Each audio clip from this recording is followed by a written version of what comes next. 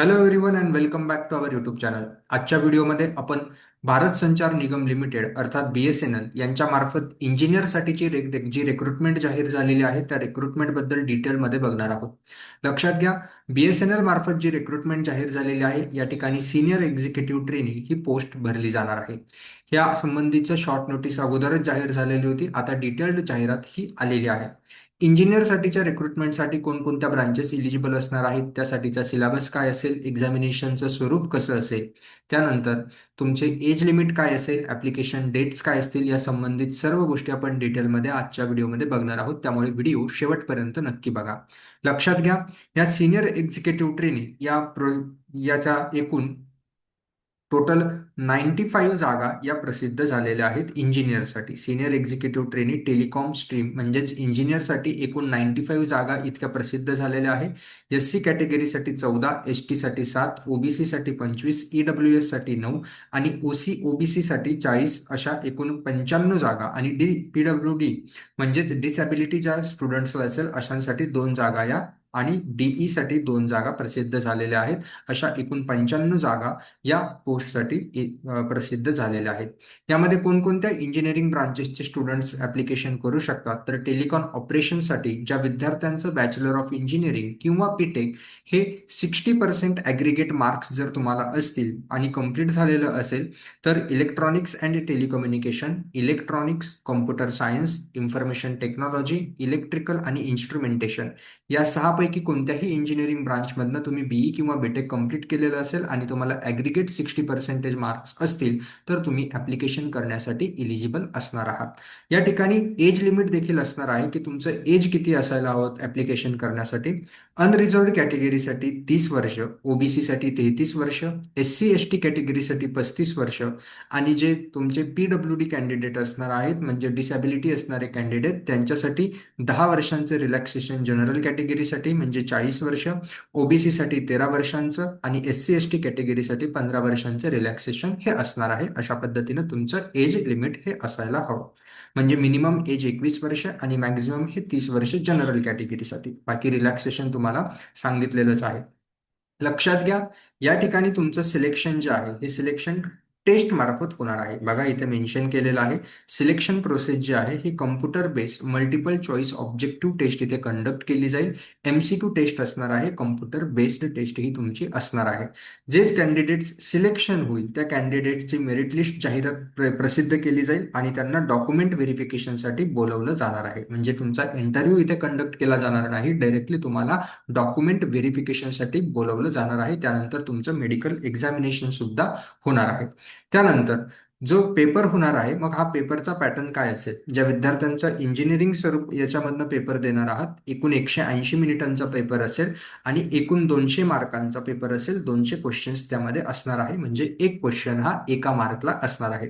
हा जो पेपर आहे इंजिनिअरिंगचा हा 2 पार्टमध्ये डिवाइड केलेला आहे. पार्ट 1 हा कॉमन असेल सर्व इंजिनिअरिंग ब्रांचेससाठी, ज्यामध्ये ॲप्टिट्यूड टेस्ट असणार आहे म्हणजे ॲप्टिट्यूडचे क्वेश्चन्स असतील 40 क्वेश्चन 40 मार्कसाठी, एक क्वेश्चन एका मार्कला. त्यानंतर टेक्निकल पोर्शन तुमचा असणार आहे, 160 क्वेश्चन्स असणार आहेत आणि 160 मार्कसाठी म्हणजे एक प्रश्न एका मार्कला, असे एकूण 200 प्रश्न 200 मार्कांसाठी 180 मिनिटांचा तुमचा पेपर असणार आहे. ही गोष्ट सर्वांनी लक्षात घ्यायची आहे. मग टेक्निकल पेपर जो आहे या टेक्निकल पेपरचा सिलेबस वगैरे काय असणार आहे सर, तो मेन्शन आहे का, किंवा आपण अगोदर बघूया. येस, सिलेबस बघून निगेटिव्ह मार्किंगचा एक पॉईंट होता तो तुम्हाला अगोदर सांगतो. निगेटिव्ह मार्किंग या ठिकाणी असणार आहे, एक करेक्ट आन्सरला तुम्हाला 1 मार्क मिळेल, तर चुकीच्या उत्तरासाठी 0.25 इतके मार्क वजा केले जातील. निगेटिव्ह मार्किंग असणार आहे. त्यानंतर महत्वाची गोष्ट जी आहे ती ही आहे की जो पेपर आहे टेक्निकलचा, या टेक्निकलच्या पेपरसाठी आणि ॲप्टिट्यूडच्या पेपरसाठी सिलेबस काय असणार आहे. जो ॲप्टिट्यूडचा पार्ट असेल हा कॉमन म्हणजे तुमचं फायनान्स आणि इंजिनिअरिंग दोघं ब्रांचेससाठी जागा निघालेल्या आहे. आपल्याला फक्त इंजिनिअरिंगसाठीचा बघायचा आहे.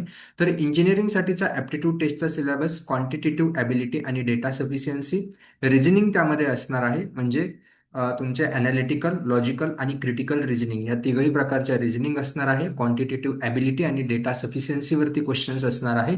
त्यानंतर verbal ability, reading comprehension and analysis म्हणजे तुम्हाला पॅसेजेस दिले जातील, त्या पॅसेजेसवरनं क्वेश्चनचे आन्सर हे द्यायचे आहेत. अशाही पद्धतीचे क्वेश्चन तुम्हाला या ठिकाणी बघायला मिळतील.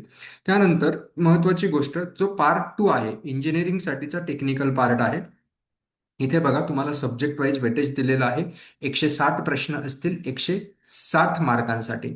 पहिला सब्जेक्ट बेसिक म्हणजे तुमची ब्रांच कोणतीही असेल, electrical, electronics, telecommunication, computer science, IT, instrumentation, कोणतीही ब्रांच असेल सिलेबस सिमिलर असणार आहे. बेसिक टेलिकम्युनिकेशन कन्सेप्ट यामध्ये तुम्हाला कोणते सब टॉपिक आहेत ते दिलेलं आहे, बघून घ्यायचे. 15% वेटेज याचं असेल. त्यानंतर वायरलेस टेलिकम्युनिकेशन टेक्नॉलॉजीज हेच यामध्ये तुमचा सिलेबस दिलेला आहे, याचं 15% वेटेज असणार आहे. Next subject wireless telecommunication technology, याचं 15% वेटेज, त्याचे सब टॉपिक्स हे तुम्हाला मिळून जातील.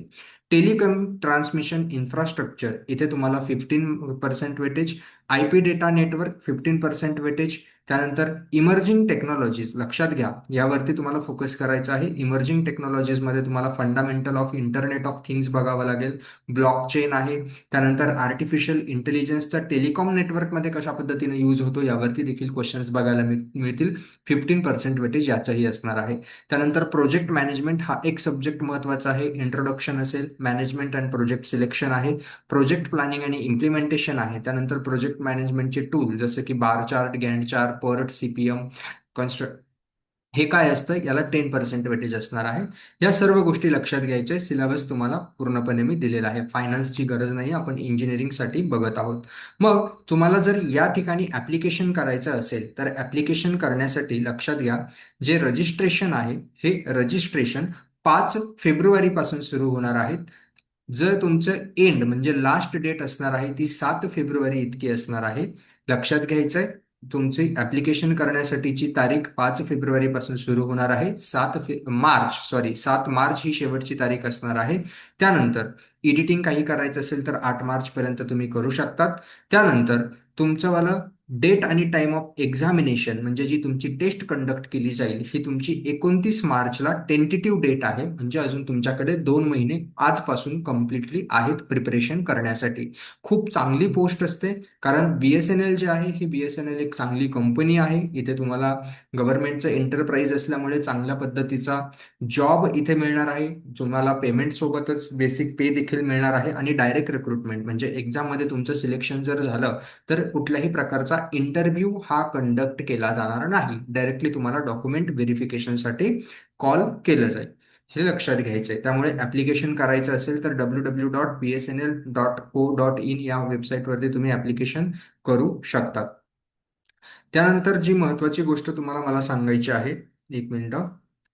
हा, हे बघा. त्यानंतर सर्वात महत्वाची गोष्ट की बॉन्ड ट्रेनिंग आणि प्रोबेशन काय असणार आहे. तुम्हाला ऑल कॅन्डिडेट जे आहे हे कॅन्डिडेटकडनं 9 लाखांचा एक बॉन्ड लिहून घेतला जाईल. या बॉन्डनुसार तुम्हाला BSNL मध्ये 5 वर्ष कंपल्सरी सर्व्हिस करावी लागेल. जर 5 वर्षांच्या अगोदर तुम्ही करिअर शिफ्ट केलं किंवा BSNL कंपनी सोडण्याचा निर्णय घेतला तर तुम्हाला 9 लाख रुपये भरावे लागणार आहेत. म्हणजे 9 लाखांचा बॉन्ड तुमचं सिलेक्शन झालं तर तुम्हाला करून द्यावा लागणार आहे. त्यानंतर सिनियर एक्झिक्युटिव्ह ट्रेनिंग या पदावरती तुम्हाला प्रोबेशन असणार आहे. 2 वर्षांचं प्रोबेशन पिरियड असतो. 52 weeks, 1 year, including examination during training as per the details. म्हणजे तुमच्या ट्रेनिंगच्या दौरान काय होणार आहे, तुमचं एक्झाम्स देखील कंडक्ट केल्या जातात. त्यानंतर तुम्हाला परमनंट स्वरूपाचा जॉब हा मिळणार आहे. हे गरजेचं आहे. एक माहिती असायला हवं म्हणून सांगतोय, जास्त त्याच्यामध्ये सध्या लक्ष द्यायची गरज नाही. ठीक आहे. त्यानंतर नेक्स्ट महत्वाची गोष्ट, सो ह्या ज्या काही होत्या ह्या इम्पॉर्टंट गोष्टी होत्या ज्या तुम्हाला माहिती पाहिजे. BSNL मध्ये रिक्रुटमेंट जाहीर झालेली आहे आणि BSNL एक चांगली कंपनी आहे जॉब करण्यासाठी. सो ज्यांना ज्यांना अप्लाय करायचं आहे त्यांनी लवकर लास्ट डेट जाण्याच्या अगोदर ऍप्लिकेशन करायचं आहे आणि ॲप्लिकेशन फॉर्म फिल करायचे आहेत. आता राहिलं ॲप्लिकेशन फॉर्म फिल करण्याचे कुठे आणि ॲप्लिकेशन फॉर्म फिल करण्यासाठी जी जाहिरात आहे आणि या जाहिरातीमधला जो डिटेल्ड सिलेबस आहे तो आम्हाला कुठे मिळेल, तर तुम्ही डिस्क्रिप्शन रीड करा. त्या ठिकाणी तुम्हाला ॲप्लिकेशन करण्याची लिंक आणि यासोबतच या जाहिरातीची डिटेल्ड लिंक देखील मिळून जाईल. त्यामुळे तुम्हाला त्यामध्ये सिलेबस, ॲप्लिकेशन डेट्स देखील मिळणार आहे. Thank you so much. आपल्या चॅनलला फॉलो करून ठेवा अशाच नवनवीन अपडेट्ससाठी, व्हिडिओजसाठी आणि एक्झामिनेशनच्या इन्फॉर्मेशनसाठी. भेटूया पुढच्या व्हिडिओमध्ये. Thank you so much.